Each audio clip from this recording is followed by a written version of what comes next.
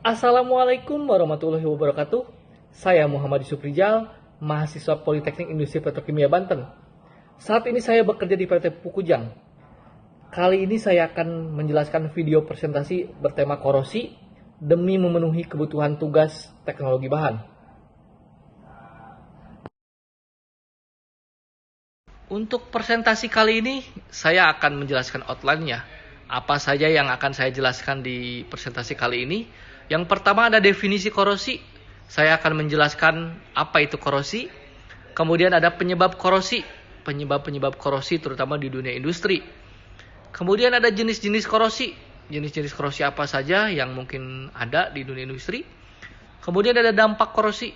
Dampak-dampak yang mungkin akan terjadi dengan adanya korosi. Lalu ada contoh korosi di dunia industri.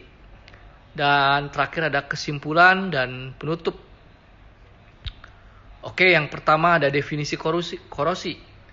Korosi ada sifat atau kemampuan suatu bahan untuk menyebabkan kerusakan atau degradasi pada material lain, biasanya logam, melalui reaksi kimia atau elektrokimia. Proses ini seringkali melibatkan pengikisan atau pelarutan material. Lalu selanjutnya ada penyebab korosi. Ada 4 penyebab korosi. Yang pertama ada lingkungan, yaitu kelembaban tinggi, suhu ekstrim, dan paparan bahan kimia. Ada asam, basa, dan garam. Lalu nomor 2 ada material. Jenis material yang kurang tahan korosi. Ya jelas itu akan menyebabkan korosi. Lalu yang nomor 3 ada kontaminasi. Kehadiran ion atau zat tertentu yang mempercepat proses korosi. Lalu yang terakhir ada sirkulasi udara. Kurangnya ventilasi yang dapat meningkatkan kelembaban. Lalu ada jenis-jenis korosi. Yang pertama ada korosi elektrokimia. Terjadi melalui reaksi elektrokimia seperti galvanis. Lalu ada korosi kimia. Terjadi karena reaksi langsung dengan bahan kimia. Korosi galvanik terjadi antara 2 logam yang berbeda yang bersentuhan dalam kehadiran elektrolit. Lalu ada korosi pitting. Terjadi dalam bentuk lubang kecil di permukaan material. Lalu ada korosi stres. Terjadi akibat tekanan mekanis pada material. Selanjutnya dampak korosi. Setidaknya ada 3 dampak menurut saya di dalam korosi ini. Yang pertama kerugian ekonomi. Biaya perbaikan dan penggantian material yang rusak. Dengan dampak korosi ini ternyata bisa membuat biaya pergantian dan biaya perbaikan yang rusak itu ya cukup besar ya. Itu kerugian ekonomi yang cukup berdampak. Lalu ada dampak bahaya kesehatan, keselamatan. Kegagalan struktur dapat menyebabkan kecelakaan. Ini juga bahaya ya, dampak dari korosi ternyata. Lalu ada dampaknya terhadap kerusakan lingkungan, pelepasan zat berbahaya akibat korosi. Ternyata korosi juga dapat berdampak buruk ya terhadap lingkungan. Lalu ini ada contoh korosi di dunia industri ya teman-teman. Yang pertama ada pipa dan tangki. Korosi pada pipa transportasi minyak dan gas misalnya.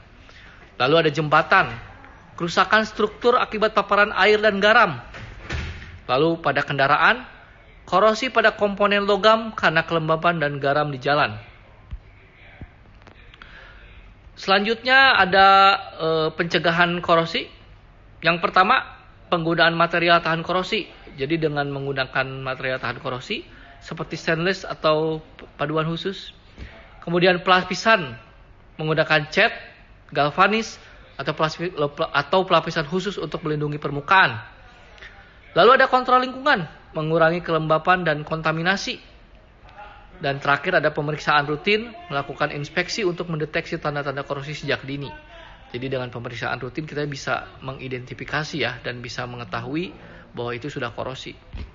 Dan kesimpulannya korosi merupakan fenomena yang memiliki dampak signifikan di berbagai industri, terutama yang melibatkan logam. Memahami penyebab dan jenis-jenis korosi serta menerapkan langkah-langkah pencegahan yang tepat sangat penting untuk menjaga integritas material dan mengurangi biaya serta resiko keselamatan. Sekian video presentasi dari saya tentang korosi. Mohon maaf bila banyak kekurangan atau apabila ada kesalahan dalam berucap. Mohon maaf. Wassalamualaikum warahmatullahi wabarakatuh. Jangan lupa ya, like, subscribe, and comment. Kadang banyak. Ai teleponnya mah iya.